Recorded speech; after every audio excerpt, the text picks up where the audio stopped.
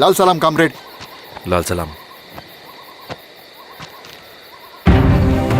పినపాక మండలం జెడ్పీటీసీ అభ్యర్థిగా శిరీషారెడ్డి. రవిని పిలిపించు.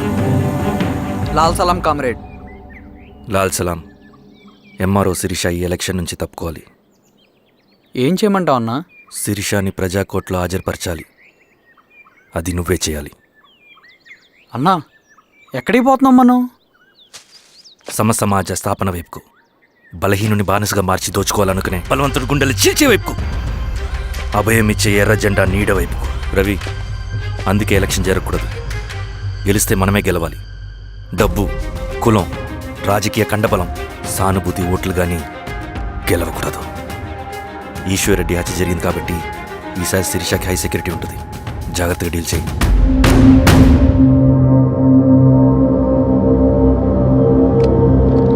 ఇక్కడ విప్లవ లక్ష్యాలకే తప్ప ఎమోషన్కి చోట్లేదు రవి. హత్యకి గురైన నరసింహులకు 2 పసిబిడ్డలున్నారు. అలాంటి ఎందరో పసిబిడ్డల భవిష్యత్తు కోసం మనం ఇచ్చేసినాం రవి. రవి, సెకండ్ వరల్డ్ వార్లో జర్మన్ సైన్యం స్టాలిన్ కొడుకుని బంధించింది. తమ జనరల్స్ని వదిలిపెడితే గాని నీ కొడుకును వదిలిపెట్టమని బేరం పెట్టింది. స్టాలిన్ ఏం చేశాడో తెలుసా? దేశం కోసం తన కొడుకుని వదిలేసుకున్నాడు. కానీ జనరల్స్ని వదిలిపెట్టలేదు. అది కమిట్మెంట్ అంటే. అదే కమిట్మెంట్ నీకు మన ఉద్యమం పట్ల ఉంటే వెళ్ళి శిరీషను తీసుకురా.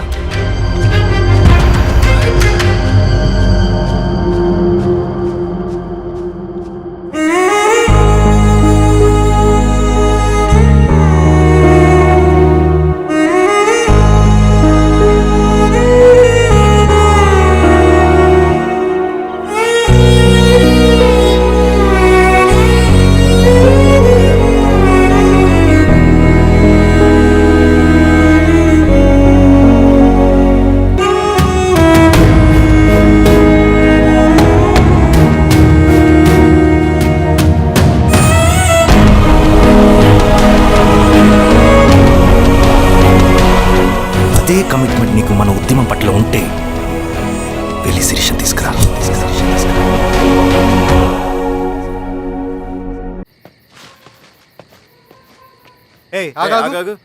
సార్, రవి మనోడేరా? వెళ్ళు. అమ్మా, భోజనం తీసుకురమ్మంటారా? నాకేం వద్దు. భోంచేయకపోతే ఆరోగ్యం పాడవుతుంది శిరీష. నువ్వు వెళ్ళి తీసురా అమ్మా. సరే. రవి, నాకు ఒక మంచి కాఫీ చేసిస్తావా? తలనొప్పిగా ఉంది. చేసిస్తా కానీ తర్వాత నువ్వు భోంచేయాలి.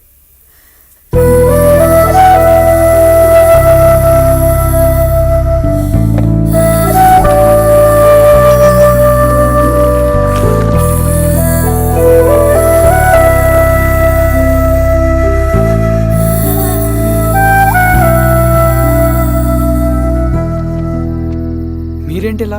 మంచినీళ్ళ కోసం వస్తున్నాను. ఓ, లోపల ఉన్నాయి, పదండి.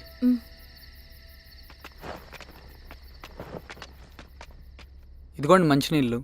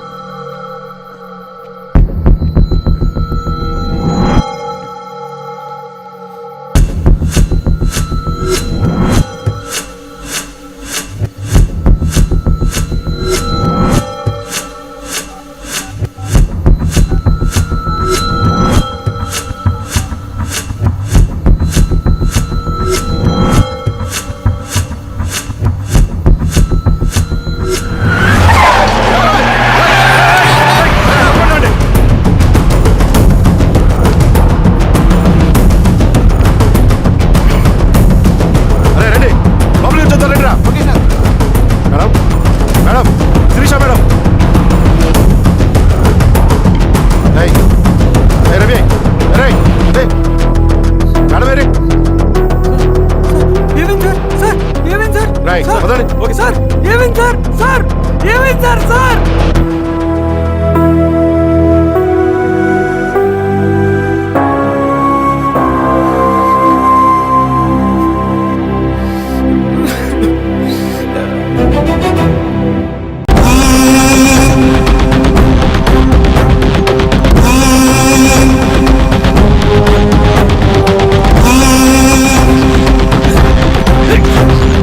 రవి!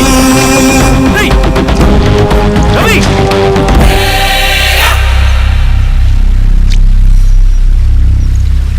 రేయ్ రవి! కట్లిపు! రేయ్ రవి! ఏమైందిరా? వచ్చి కట్లిపు!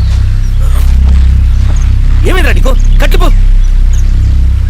రేయ్, ఆ పోలీసుకి లొంగిపోవటం, ప్రెస్ మీట్లు మాట్లాడటం అంతా నిజం అనుకుంటున్నావా? రే, అవంతా ఒక స్ట్రాటజీరా. యుద్ధంలో శత్రుబలు పెరిగినప్పుడు మనం మొండిగా ఎదురెళ్ళకూడదు, లొంగిపోయినట్టు నటించాలి. అది నిజంగా లొంగిపోవడం కాదురా, శత్రువుని ఏమార్చడం. నేను అదేరా చేశాను. అది నిజం అనుకోకు. ముందు కట్లిపు రవి. విప్లవంలో నష్టం అన్ని వైపు నుంచి వస్తుంది. నువ్వు నేను ఇంకా మిగిలి ఉన్నాం కదా, ఇంకొక దళాన్ని నిర్మితాం, విప్లవాన్ని కొనసాగిద్దాం. ముందు కట్లిపురా. ఏంట్రా? నువ్వు మాట్లాడిన ప్రతిసారి నాకు చప్పట్లు కొట్టాలనిపిస్తుంది అన్న. నువ్వు చెప్పేది నమ్మాలనిపిస్తుంది. ఇప్పుడు కూడా నమ్మేవాడిని కానీ ఇది ఆపుతుంది. మతం మత్తు మందు లాంటిదన్నాడు కార్ల్ మార్క్స్. కానీ అంతకన్నా పెద్ద మత్తు మందు కమ్యూనిజం. ఆ కమ్యూనిజం మత్తులో నుండి నిన్ను బయటకు తీసుకురావడానికి బలమైన సాక్ష్యం కావాలని నాకు అర్థమైంది. ఎలక్షన్ నుంచి విత్డ్రా అయ్యాక నేను నా ఫ్రెండ్ స్వప్న వాళ్ళ ఇంటికి వెళ్ళాను. రే, అర్జెంట్గా 25 లక్షలు కావాలరా. Thank you.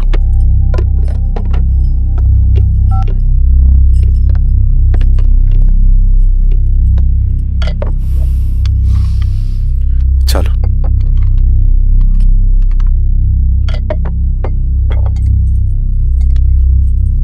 చాలు. చలో అని చెప్పాను కదా, అర్థం కాదే? ఏవండి ఏవండి ఏమైంది స్వప్న? నేను గమనిస్తూనే ఉన్నాను, మీరు ప్రశాంతంగా లేరు. శిరీష, ఆయన బిజినెస్ చాలా ఇబ్బందిగా మారింది. బయట అప్పు తెచ్చి మరీ ఇన్వెస్ట్ చేశారు. వర్క్స్ అన్ని సగంలో ఆగిపోయాయి. కాంట్రాక్టర్స్కి బాగానే మిగులుతాయి కదా. ఆయన ఏదీ క్లియర్గా చెప్పరు. నేను మాట్లాడినా డబ్బులైతే నేను హెల్ప్ చేస్తాను.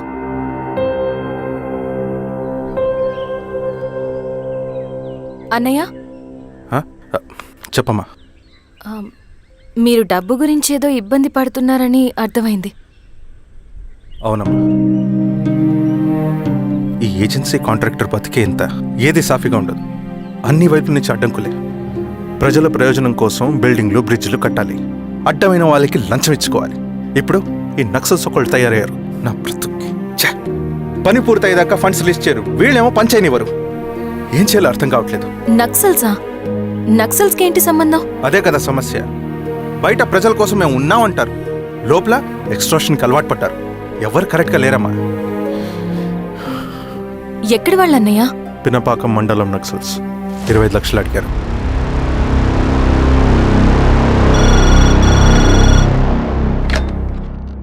హలో ధర్మ, ఆ సింగన దళం గురించి నీకు ముఖ్యమైన విషయం చెప్పాలి. సరే, ఓకే, బాయ్.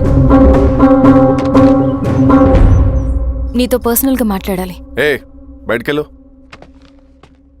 చెప్పు.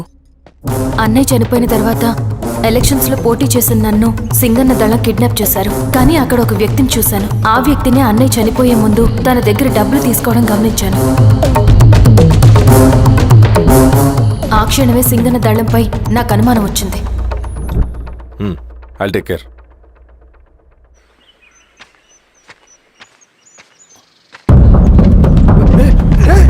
భయపడదు, మీ చంద్రుడు మనుషులు. నన్నేం చేయకండి. కూర్చోబెట్టండి. మీకు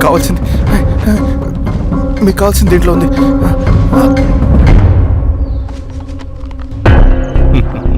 కాంట్రాక్టర్ డబ్బులు కదా, కొత్తగా ఉన్నాయి.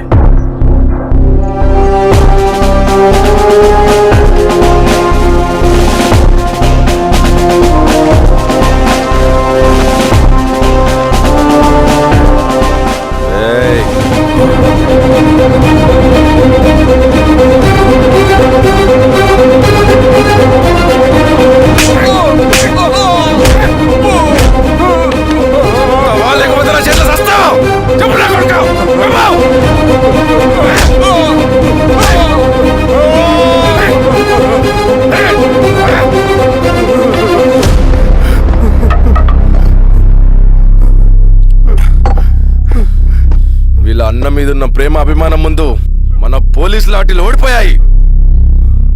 చంద్రన్ ఎన్కౌంటర్ ఎలాగూ పోతాడు. కానీ విచిత్రం ఏంటంటే వాడి భార్య నర్సమ్మ, కూతురు మమత, కొడుకు నరేష్ మరో ఎన్కౌంటర్లో పోవడం చాలా బ్యాడ్ న్యూస్. చెప్ శిరీష, ఏం చేయమంటావు? నువ్వు ఒక డెసిషన్ తీసుకున్న తర్వాత ఎవరి మాట వినవు కదా. హే దాస్, సార్. రేపు మార్నింగ్ న్యూస్ పేపర్ వద్దని చెప్పు. సరే సార్. తెలిసిన విషయం మళ్ళీ మళ్ళీ చదవాలంటే చాలా బోరింగ్. నేను చెప్తాను సార్, జరిగింది మొత్తం నేను చెప్తాను సార్, నేను చెప్తాను సార్. సింగన్న దగ్గర నేను 20 సంవత్సరాల నుంచి పనిచేస్తున్నాడు సార్. పేదవాళ్ళ కోసం అన్న చేస్తున్న ఉద్యమంలో మేమందరం చాలా కష్టపడి పనిచేసేవాళ్ళం. కానీ ఒకరోజు నేను చెప్పినంత చెప్పి ఈశ్వర్ రెడ్డి దగ్గర 10 లక్షలు తీసుకురండి. దేనికన్నా ఇదంతా? దేనికేంటి? మొన్న ఆ కాంట్రాక్టర్ దగ్గర నుంచి, నిన్న బిల్డర్ దగ్గర నుంచి, ఈరోజు ఈశ్వర్ రెడ్డి దగ్గర నుంచి. అధికారం కోసం. డబ్బు ఉంటే అధికారం వస్తుంది, అధికారం ఉంటే డబ్బు వస్తుంది. నాకు రెండూ కావాలి. హిట్లర్ పెయింటర్ అవుదామని అకాడమీలో జాయిన్ అవ్వాలనుకున్నాడు, కానీ పనికిరాడని చెప్పి రిజెక్ట్ చేశారు. హిట్లర్ ఏం చేశాడు? నాజీ పార్టీ పెట్టి జూస్కి అగేన్స్ట్గా అందరినీ కూడగట్టి ప్రపంచాన్ని ఉనికిచ్చాడు. మొహమ్మద్ అలీ జిన్నా నేషనల్ కాంగ్రెస్ పార్టీలో ఎదగాలనుకున్నాడు, ఎప్పుడూ పట్టించుకోలేదు. ముస్లిం లీగ్ పార్టీ పెట్టి ఇండియాని రెండుగా చీల్చేశాడు. పాకిస్తాన్కి ప్రధానమంత్రి అయ్యాడు. ప్రపంచంలో ఎక్కడైనా సరే 2 కులాలు, 2 మతాలు, 2 ప్రాంతాల మధ్య చిచ్చు పెడితే చాలు, అధికారం వెతుకుంటూ మన కాళ్ళ దగ్గరకు వస్తుంది. జమ్మూ అండ్ కాశ్మీర్ నుంచి మహారాష్ట్ర, గుజరాత్ ఎక్కడైనా సరే, ఎవరైనా సరే ఇదే గేమ్. నేను అంతే. ఒక మామూలు కార్యకర్తగా దళంలో చేరాను నేను. కానీ ఈరోజు న్యూస్ పేపర్లైనా సరే, జనాల్లో అయినా సరే, ఎక్కడైనా సరే ఒకే పేరు, Singanna, Singanna, Singanna. And I love that. Naxals కొంటే ఈ అడవినే శాసిస్తాం, రాజకీయాల్లోకి వస్తే రాష్ట్రాన్ని శాసిస్తాం. చంద్ర, మన చదువులకి, మన తెలివితేటలకి ఈ అడవిలోనే మగ్గిపోవాలా? నువ్వే ఆలోచించుకో. ఆ మాటలు విన్న నేను ఆలోచనలో పడ్డాను. తన స్వార్థం కోసం ఉద్యమమును పెడదారి పట్టిస్తున్నాడని అప్పుడే అర్థమైంది. కానీ నాకు వేరే దారి లేదు. సింగన్న ఆదేశం ప్రకారం మేము వెంటనే వెళ్ళి ఈశ్వర్ రెడ్డిని కలిశాం. సింగన్న పార్టీ ఫండ్ కోసం 10 లక్షలు ఇమ్మన్నారు. ఆ డబ్బులు ఇస్తే రైతు కూలీ సమస్య ఉండదని చెప్పమన్నారు. అంత డబ్బా నేనెందుకు ఇవ్వాలి? నువ్వు గెలుస్తావనే భ్రమలో ఉన్నావు. ప్రజలంతా అమాయకులు కాదు రెడ్డి. ఈ ఊళ్ళో ఏం జరుగుతుందో నువ్వు మాకు చెప్పక్కర్లేదు. మీకు పార్టీ ఫండ్ ఇస్తే మాత్రం నేను గెలుస్తానని గ్యారంటీ ఏంటి? తప్పకుండా గెలుస్తావు. ఆలోచించుకో, తెలివైన వాడివి.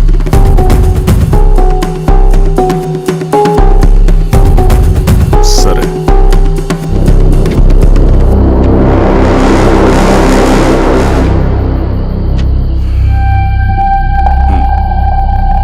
కానీ నాదో కండిషన్. నేను సింగన్ని పర్సనల్గా కలవాలి. చూస్తా.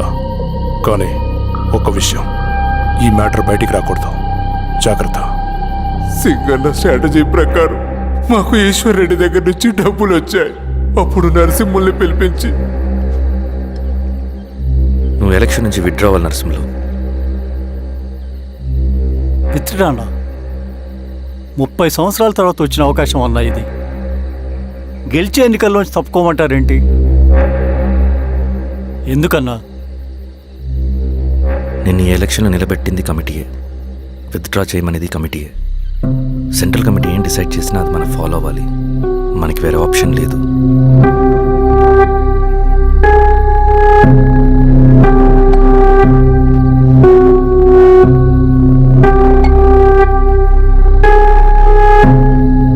నన్ను నమ్ముకుని చాలామంది ఉన్నారన్నా.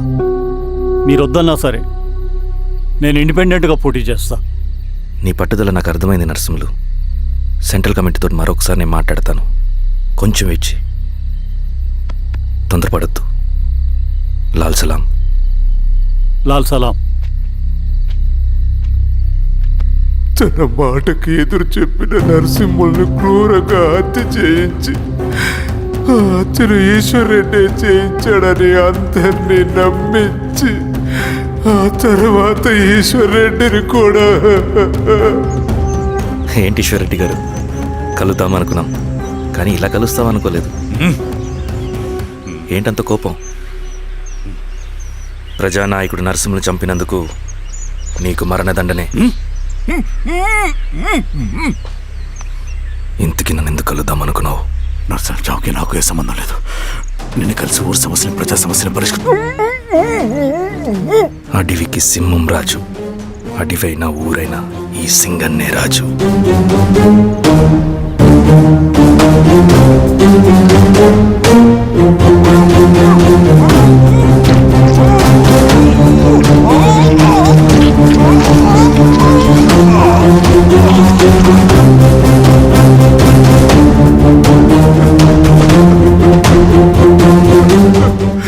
తప్పు చేశావు సార్. మొత్తం సింగానే చేశాడు. ఇంకా చెప్పాల్సింది ఏదైనా ఉందా? శిరీష ఆ రోజే చెప్పిందన్నా. ఇన్నాళ్ళ పోరాటంలో ఏం జరిగిందన్నా? ఏమీ లేదు. శిరీష వల్ల వాళ్ళ ఊర్లో రైతులకు భూములు వచ్చాయన్నా. నీ వల్ల చాగి అన్యాయంగా గొంతు కోసుకున్నాడన్నా.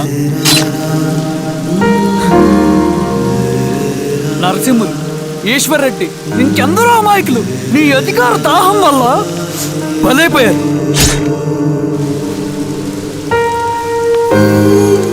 వీరస్వామి, పల్లెనప్పన్, ఇంకెంతో మంది పోలీసులు నీ కుట్రలో కాలిపోయారన్నా. ఏంటన్నా, నీ వెనుకున్న పాపానికి మన దళ సభ్యులు ఎంతో మంది అమాయకులు చచ్చిపోయారు.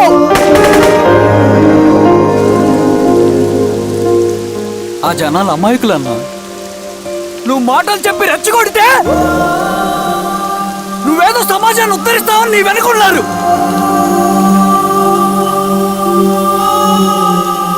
వాళ్ళకి కావాల్సింది కరప్షన్ లేని సమాజం. అది ఊరైనా అడవైనా.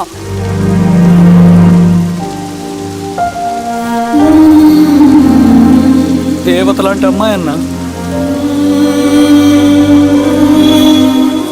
బతికినంతకాలం అందరి జీవితాన్ని బాగు చేసిందన్నా.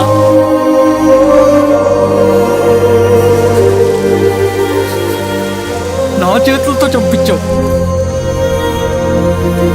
నన్ను మనిషిని కాకుండా చేశావు. ఈ జెండా అడ్డు పెట్టుకుని చేస్తున్న దురాఘాతాలు, ఈ సిద్ధాంతపు ముసుగులో జరుగుతున్న హింస, దోపిడీ, మోసం అన్నీ ఆగాలి, ఆగిపోవాలి.